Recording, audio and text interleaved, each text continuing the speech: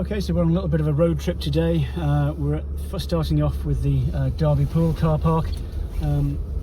It's one of the 22 car parks in Wirral where the council, the town hall, thinks it would be a good idea to introduce additional parking fees of £1.20 an hour or £6, I think it is, let me just double check, £6 for 4 hours or more, and also a fee of £1 overnight, a flat fee between 6:30 and 8 o'clock in the morning. So the Derby Pool itself, the pub, its car park isn't affected because they own that. The little car park you've just seen that is used by dog walkers, people visiting the beach, people just coming for a walk to clear their head or whatever, that is one of the 22 areas where, in spite of the protests from residents, in spite of the concerns raised by a number of businesses across Wirral, particularly in those areas where there are shops and small businesses where parking fees are coming in, they have protested quite loudly about the parking charges.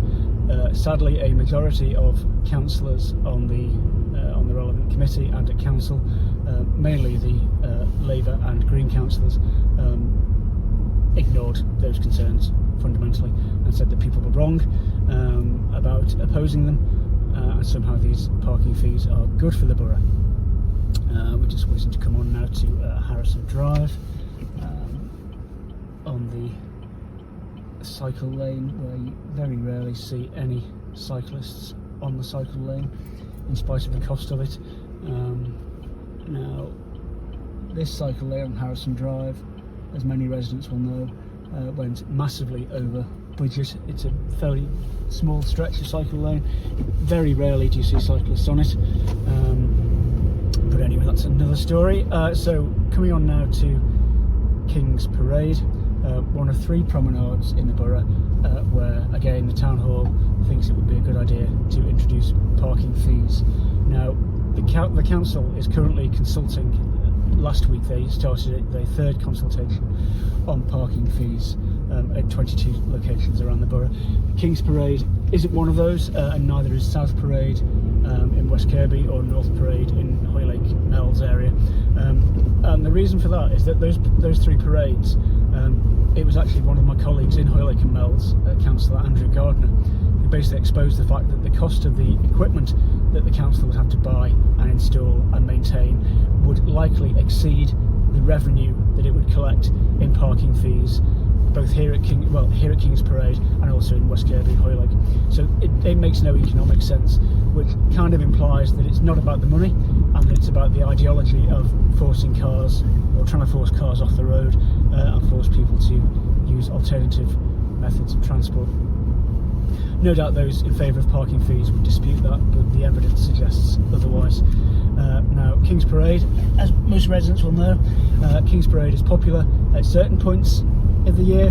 Most of the time it's used by people visiting the dips, or coming along to Hoylake, to the beach, or in the case of Hoylake, not the beach, because clearly it's a bit of a swamp, again because of the town hall.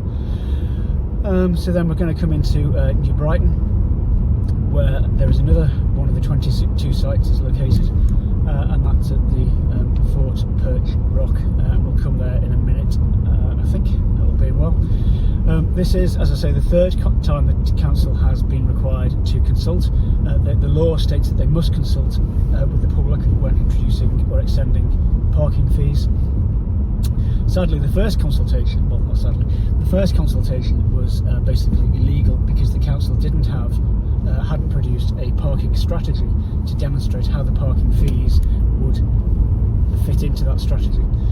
So the council, and again, that was not down to the council or councillors, it was down to a number of the businesses, notably in New Brighton, who led the opposition to that, and through legal means that process had to be stopped. So the council had to then consult again, which they did, and now it seems that consultation wasn't quite right either, and so that's why just before Christmas, myself and Leslie Rennie contacted a number of people by email and through our Facebook account to ask for their support to basically introduce some free parking in the borough.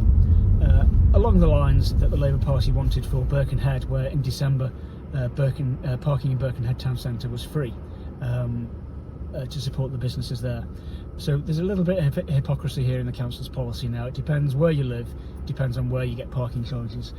It doesn't appear to be consistent, but that never really was the council's strong point, to be honest. On the left we have Marine Point, again privately owned car parks. Marine Point have a car park and what is called the Morrison's car park.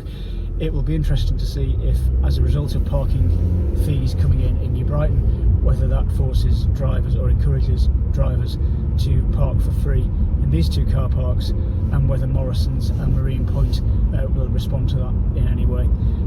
But anyway, as I say, the initial consultation, and there's a link under this video as to how to take part in that consultation. It's only on for a couple of weeks.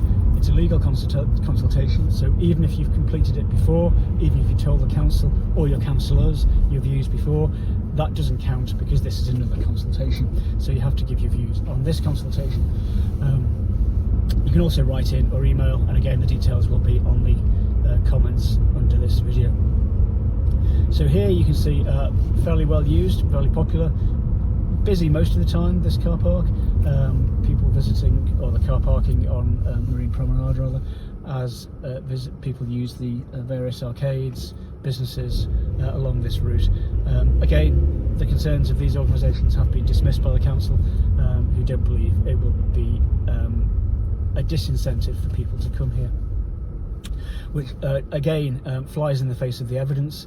You know, the big supermarkets in Wirral, the out-of-town supermarkets, all offer free parking. They do that because they know it's an incentive to get people to visit them. Again, the council doesn't seem to agree with that one, because the council think they know best. So we're just coming up to the car park Fort Perch Rock near the Marine Lake, and also Floral Pavilion.